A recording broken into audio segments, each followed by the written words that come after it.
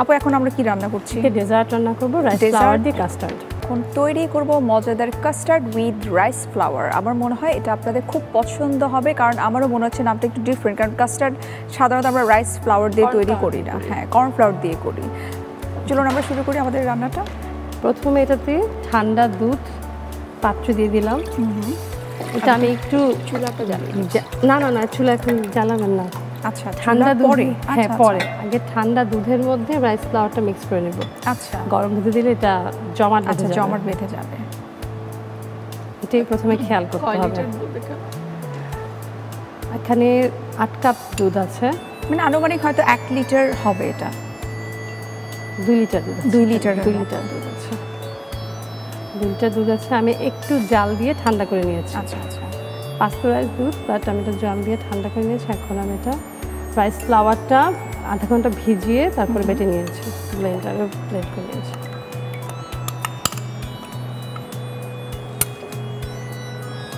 এটা একটু মিক্স করে আমি এখন চুলাটা দিয়ে দেবো। এখন এটা আমি মিক্স করতে করতে একটা বলক আসলে তখন আমি চিনি দেওয়া স্টার্ট করবো। আচ্ছা, প্রথমে ঠান্ডা অবস্থায় রাইস ফ্লাওয়ারটা অ্যাড করতে হবে, তারপরে এটা গরম করতে হবে। কিন্তু যদি গরম দুধে দেই এটা একদম জমাট বেঁধে পুরোটাই ম্যাশ হয়ে যাবে। আচ্ছা, এবং কন্টিনিউয়াসলি এটা নাড়তে হবে। সাবরিনা, আপনিও কি পছন্দ করেন এই ডেজার্টটা? কারণ আছে না যে সবাই সবকিছু সব ধরনের ডেজার্ট পছন্দ করে, হয়তো উনি বানালো বাট আমার পছন্দ হচ্ছে না। এটা কিন্তু দেশি ফুড দিয়ে করা হচ্ছে। আচ্ছা, দেশি স্টাইল। আমাদের দেশে কিন্তু খেজুরের গুড় দিয়ে, চালের গুঁড়া দিয়ে পায়েস রান্না করা হয়, আখের গুড় দিয়ে, হ্যাঁ চালের গুঁড়াটা ইউজ করে। সেটা আমরা একটু সেটাকে আমরা মানে কাস্টার্ডের মতো করে খেলাম। আচ্ছা, ফ্রুটস দিয়ে। আচ্ছা, এটাই আপনি বলছিলেন যে ফিউশন করেছেন আপনি। আমরা শুধু পায়েসটা ভেবে খাই, কিন্তু বাচ্চা তো ফ্রুটস খেতে চায় না, যখন কাস্টার্ড খুব পছন্দ করে। তো সেক্ষেত্রে এইটা ওই কাস্টার্ডের মতো এটাই আসলে করা উচিত। আম থাকে আমরা তখন আম ইউজ করতে পারি, সিজনাল যে কোনো ফ্রুটস। আচ্ছা, অর্থাৎ মিষ্টি যে কোনো ফ্রুটস দিয়ে এটা চাইলে করা যাবে। রাইট, এটা আপনি ঠিক বলেছেন যে আসলে যে বাচ্চারা কিন্তু ফ্রুটস খেতে চায় না, যতটুকু চেঞ্জ করে একটু ওদের পছন্দ হয় ডেকোরেশন করে ওদেরকে যতটুকু সার্ভ করা যায়। আমি একটু একটু করে চিনিটা দিতে থাকবো। আচ্ছা, চিনি কতটুকু? চিনি এখানে 1 কাপ চিনি আছে। 2 লিটার দুধে আমি 1 কাপ। দুধটা গরম হয়ে গেছে, আস্তে আস্তে চিনিটা অল্প অল্প করে দেবো।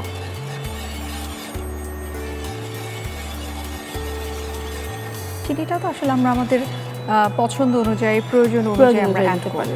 চাইলে কিন্তু আমরা ব্রাউন সুগারও অ্যাড করতে পারি, এখন তো ব্রাউন সুগার অ্যাভেলেবল। চাইলে আমরা গুড়ও দিতে পারি, গুড় দেওয়া যেতে পারে। পায়েসে কিন্তু গুড়টা অনেক ভালো যায়, মানে ফ্লেভার অনেক ভালো আসে। এখানে গুড় দিলাম না কেন, ওই যে কাস্টার্ডের তো লুকটা হোয়াইট কিংবা ইয়েলো, বাচ্চা দেখতে ভাবটা আসবে না, এই জন্য এখানে গুড় দিলাম না।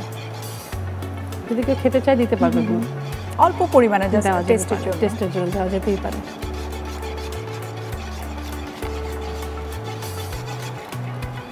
আপনাদের পরিবারে তাহলে যে কোনো ওকেশন, যে কোনো ফেস্টিভ্যালের বিষয়ে আপনারা 2 বোনে তাহলে রান্না করেন, তাই না? আমাদের মানে গেস্ট আসলে বাসায় ছোটবেলা থেকেই মানে স্পেশাল ডেজার্টগুলি আমার ছোট বোন বানাতো। আচ্ছা, আর আমি একটু লুকিয়ে থাকতাম। ট্রেডিশনাল রান্না করতে আমি একটু ডিফারেন্ট রান্না করতাম।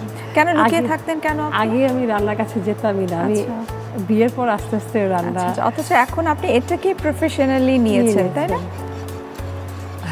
আমার আগে বেশি রান্না করতাম, আর আগে এখন একটু কম রান্না করি। ওই ডেজার্ট আইটেমগুলি গেস্ট আসলে কিছু স্পেশাল কিছু করা ওই বেশি করতো। আচ্ছা, আমার কাছে মনে হতো যে পারফেক্ট যদি না হয় সেটা ভয় পেতাম, যদি পারফেক্টলি না হয়। তবে এখন নিশ্চয়ই আপনার ওই কনফিডেন্সটা চলে আসছে বলেই কিন্তু আপনি এত ওই যে পেজ আপনি ক্রিয়েট করেছেন, আপনি অনলাইনে খাবার সাপ্লাই দিচ্ছেন, ইউটিউব চ্যানেল ক্রিয়েট করেছেন, সেই কনফিডেন্সটা নিশ্চয়ই আপনার চলে এসেছে। এবং আমি বলবো আপনার বোন আপনাকে অনেক সাপোর্ট দিয়েছে। আসলে অনলাইন পেজটা খোলার পিছনে ওরই অবদান বেশি। নামানোর আগে আমরা একটু এলাচি গুঁড়া দিয়ে দিলাম, জাস্ট ফ্লেভারের জন্য। একদম নামানোর আগে? একদম নামানোর আগে। যাতে ফ্লেভারটা থাকে। আচ্ছা, এটা ঘন হয়ে গেলে আমরা চুলাটা অফ করে দিব। এটা তো আমাদের হয়ে গেছে।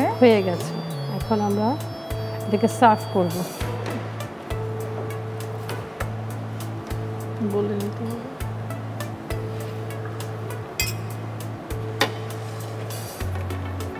দর্শকদের বলে নাও ঠান্ডা এটা একটু ঠান্ডা করে আমরা সার্ভ করব, ফ্রিজে রেখে।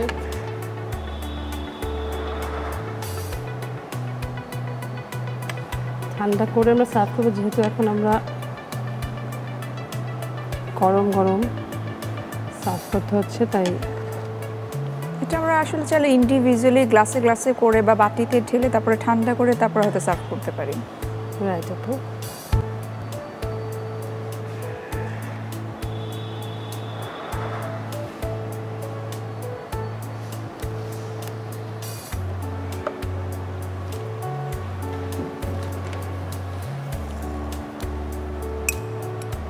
আমি কিসমিস দিয়ে দিচ্ছি একটু, অনেক গরম। পায়েস তো আসলে কিশমিশ ছাড়া একবারেই চলবে না। কাস্টার্ড বলেন, পায়েস বলেন, দুধের জিনিসে কিসমিস লাগবেই। একটু রিচ হয় যদিও, কিন্তু আমার কাছে মনে হয় যে যে কোনো ডেজার্ট আইটেম মানে যে নাটস বা কিশমিশ থাকতেই হয়।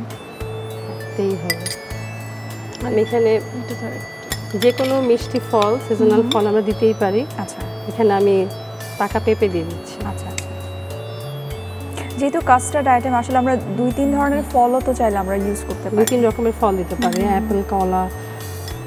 যখন আমের সিজন থাকে আমটাও তো আমরা দিতে পারি। আমও দিতে পারি। যাদের আসলে আলাদা করে ফল খাওয়া হয় কম, তারা কিন্তু এই যে কাস্টার্ডটাই তৈরি করে আপনি যেটা রেডি করলেন, কাস্টার্ড উইথ রাইস ফ্লাওয়ার, তার সঙ্গে যে ফ্রুটস অ্যাড করা হয়ে গেছে। সো আমার কাছে মনে হয় যে প্রোটিন, কার্বোহাইড্রেট প্লাস ফাইবার, 3টা আইটেমই কিন্তু চলে আসছে। এটা বাচ্চা থেকে বড় সবার জন্যই খুব হেলদি একটা কমপ্লিট মিল, কিন্তু যদি বিকেলে নাস্তায় হয় সেটা।